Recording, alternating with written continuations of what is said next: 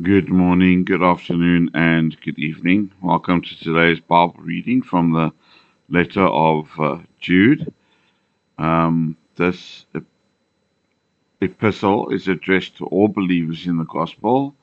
Its design appears to be to guard believers against the false teachers who had begun to creep into the Christian church and to scatter dangerous tenets by attempting to lower all Christianity into a merely nominal belief and outward profession of the gospel, having thus denied the obligations of personal holiness. They taught their disciples to live in sinful courses, at the same time flattering them with the hope of eternal life. The vile character of these seducers is shown, and their sentence is denounced. And the epistle concludes with warnings, admonitions, and counsels to believers. Let us go to the Lord in prayer before we start reading the Word. Heavenly, Holy God, for all that you have done, for all that you are going to do, I thank you. Please, Lord God, strengthen us and have your way in us. Fill us, Holy Spirit, with your love, especially those who are suffering and mourning right now. Please, Lord God, let them know that we love them and that, most importantly, you love them. Please, Holy Spirit, visit with them in a special way. Remove from us our sins and keep us far from temptation. Let us abide in you and you in us. Through Jesus Christ I pray. Amen. Okay, Matthew Henry has separated this into 5 parts. Let's start with 1 to 4. Jude, a slave of Jesus Christ and brother of James, to those who are called, loved in God the Father, and kept for Jesus Christ, may mercy and peace and love be multiplied to you. Dear friends, although I was making every effort to write to you concerning our common salvation, I considered it a necessity to write to you to encourage you to contend for the faith delivered once and for all to the saints. For certain men have slipped in stealthily, who were designated long ago for this condemnation, ungodly ones, who changed the grace of our God into licentiousness, and who deny our only Master and Lord Jesus Christ. Christians are called out of the world, from the evil spirit and temper of it, called above the world, to higher and better things, to heaven, things unseen and eternal, called from sin to Christ, from vanity to seriousness, from uncleanness to holiness, and this according to the divine purpose and grace. If sanctified and glorified, all the honor and glory must be ascribed to God and to Him alone. As it is God who begins the work of grace in the souls of men, so it is He who carries it on and perfects it. Let us not trust in ourselves, nor in our stock of grace already received, but in Him and in Him alone. The mercy of God is the spring and fountain of all the good we have or hope for. Mercy, not only to the miserable, but to the guilty.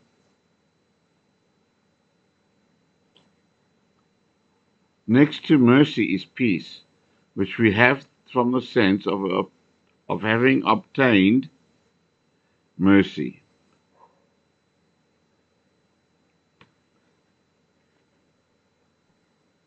From peace springs love.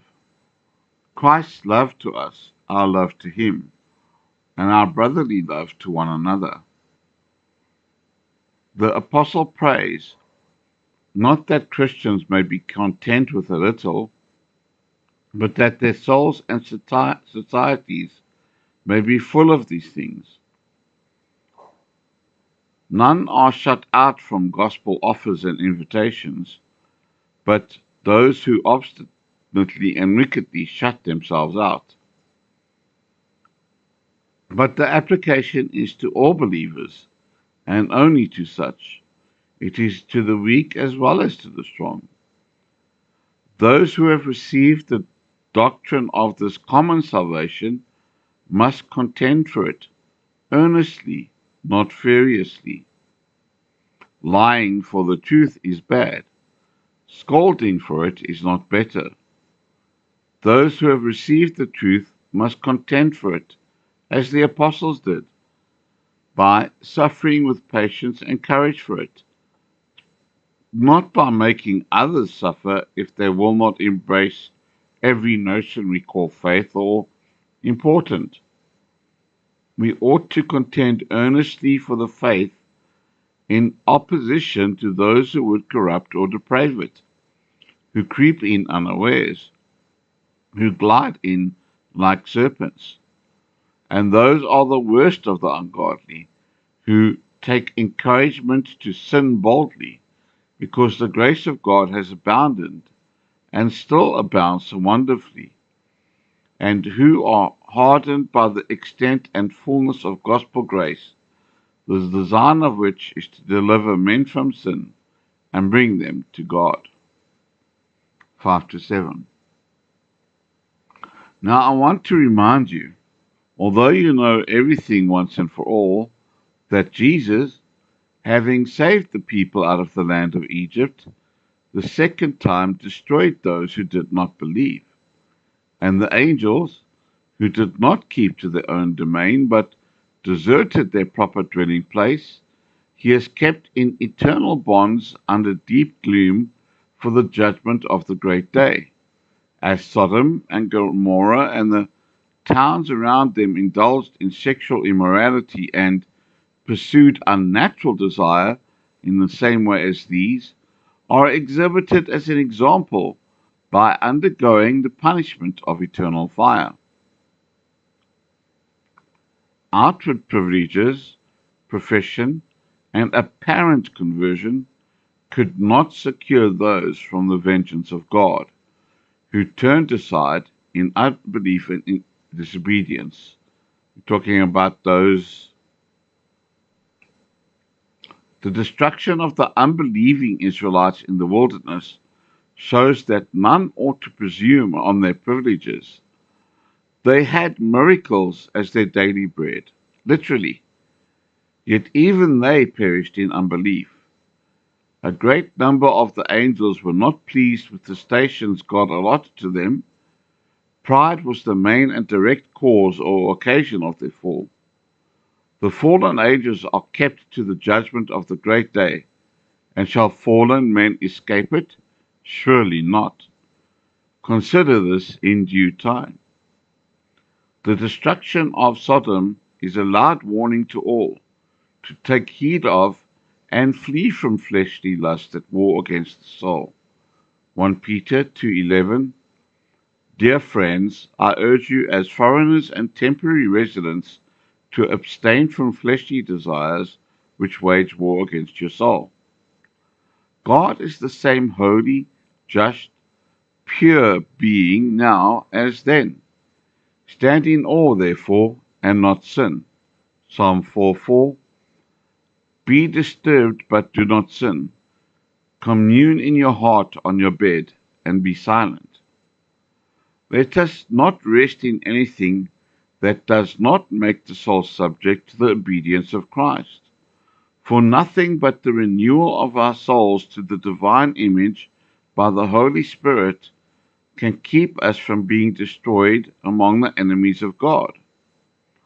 Consider this instance of the angels, and see that no dignity or worth of the creature is of avail. How then should man tremble, who drinketh iniquity like water? Job 15:16. How much less he who is abominable and corrupt, a man drinking wickedness like water. 8 to 16. Despite that, in the same way also these men, because of their dreams, defile the flesh and reject authority and blaspheme majestic beings. But Michael the archangel, when he argued with the devil, disputing concerning the body of Moses, did not dare to pronounce a blasphemous judgment, but said, "The Lord rebuke you." But these persons blaspheme all that they do not understand, and all that they understand by instinct, like the irrational animals. By these things they are being destroyed.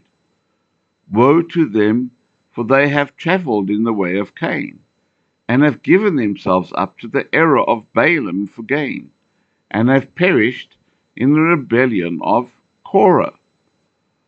These are the ones feasting together without reverence, hidden reefs at your love feasts, caring for themselves, waterless clouds carried away by winds, late autumn trees without fruit, twice dead, uprooted, wild waves of the sea foaming up their own shameful deeds, wandering stars, for whom the deep gloom of darkness has been reserved for eternity.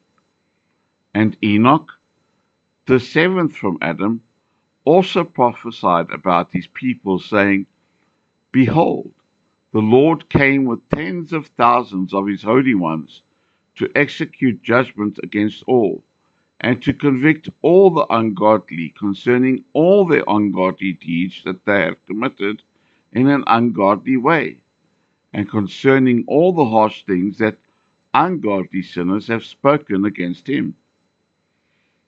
These people are grumblers, discontented, proceeding according to their desires, and their mouths speaking pompous words, showing partiality to gain an advantage. False teachers are dreamers. They greatly defile and grievously wound the soul. These teachers are of a disturbed mind and a seditious spirit, forgetting that the powers that be are ordained of God. Romans 13:1. Let every person be subject to the governing authorities, for there is no authority except by God, and those that exist are put in place by God.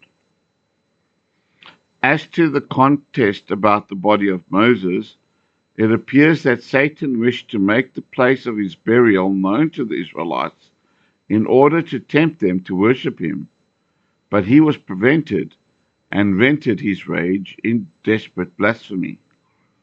This should remind all who dispute never to bring railing charges. Also learn hence that we ought to defend those whom God owns. It is hard, if not impossible, to find any enemies to the Christian religion who did not and do not live in open or secret contradiction to the principles of natural religion. Such are here compared to brute beasts, though they often boast of themselves as the wisest of mankind. They corrupt themselves in the things most open and plain. The fault lies not in their understandings, but in their depraved wills and their disordered appetites and affections. It is a great reproach, though unjust to religion, when those who profess it are opposed to it in heart and life. The Lord will remedy this in his time and way, not in men's blind way of plucking up the wheat with the tares. It is sad when men begin in the spirit and end in the flesh. Twice dead, they had been once dead in their natural, fallen state, but now they are dead again by the evident proofs of their hypocrisy. Dead trees, why cumber they the ground? Away with them to the fire. Raging waves are a terror to assailing passengers, but when they get into port, the noise and terror are ended. False teachers are to expect the worst punishment in this world and in that to come. They glare like meteors or falling stars, and then sink into the blackness of darkness forever. We have no mention of the prophecy of Enoch in any other part or place of Scripture, yet one plain text of Scripture proves any point we are to believe. We find from this that Christ's coming to judge was prophesied of as early as the times before the flood. The Lord cometh. What a glorious time that will be. Notice how often the word ungodly is repeated. Many now do not at all refer to the terms godly or ungodly, unless it be to mock at even the words. But it is not so in the language taught to us by the Holy Ghost. Hard speeches of one another, especially of ill-grounded, will certainly come into account at the day of judgment. These evil men and seducers are angry at everything that happens, and never pleased with their own state and condition. Their will and their fancy are their only rule and law. Those who please their sinful appetites are most prone to yield to ungovernable passions. The men of God, from the beginning of the world, have declared the doom denounced on them. Such let us avoid. We are to follow men only as they follow Christ. 17 to 23. But you, dear friends, remember the words proclaimed beforehand by the apostles of our Lord Jesus Christ. For they said to you, in the end time there will be scoffers following according to their own ungodly desires. These are the ones who cause divisions, worldly, not having the Spirit. But you, dear friends, by building yourselves up in your most holy faith, by praying in the Holy Spirit, keep yourselves in the love of God, looking forward to the mercy of our Lord Jesus Christ to eternal life. And have mercy on those who doubt, and save others by snatching them from the fire, and have mercy on others with fear, hating even the tunic stained by the flesh. Sensual men separate from Christ and his church, and join themselves to the devil, the world, and the flesh by ungodly and sinful practices. That is infinitely worse than to separate from any branch of the visible church on account of opinions or modes and circumstances of outward government or worship. Sensual men have not the spirit of holiness, which whoever has not does not belong to Christ. The grace of faith is most holy, as it works by love, purifies the heart, and overcomes the world, by which it is distinguished from a false and dead faith. Our prayers are most likely to prevail when we pray in the Holy Ghost, under his guidance and influence, according to the rule of his word, with faith, fervency, and earnestness. This is praying in the Holy Ghost. And a believing expectation of eternal life will arm us against the snares of sin. Lively faith in this blessed hope will help us to mortify our lusts. We must watch over one another, faithfully, yet prudently reprove each other, and set a good example to all about us.